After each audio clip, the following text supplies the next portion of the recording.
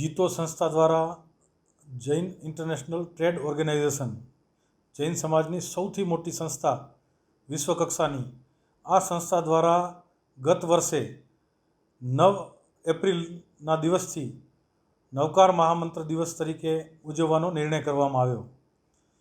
પ્રથમ વર્ષે જ દેશના આદરણીય પ્રધાનમંત્રી, વિશ્વ નેતા, વિશ્વ શાંતિ માટે જેમનું નામ લઈ શકાય એવા આદરણીય પ્રધાનમંત્રી શ્રી નરેન્દ્ર મોદી સાહેબની પ્રેરક ઉપસ્થિતિમાં શુભ શરૂઆત કરવામાં આવેલી.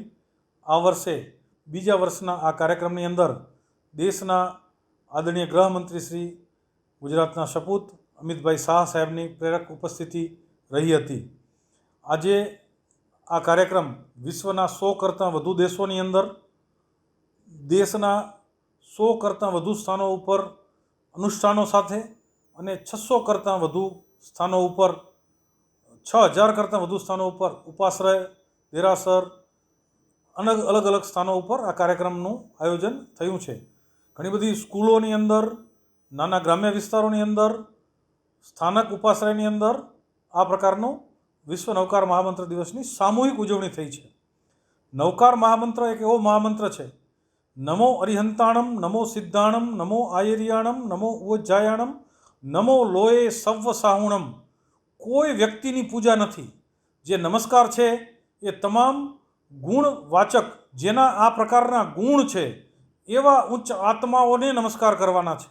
અને આ નમસ્કાર મહામંત્ર જે છે, નવકાર મહામંત્ર, એ વિશ્વ શાંતિ, વિશ્વ કલ્યાણના હેતુ સાથે જીતો દ્વારા એનું આયોજન સમગ્ર વિશ્વમાં થયું છે.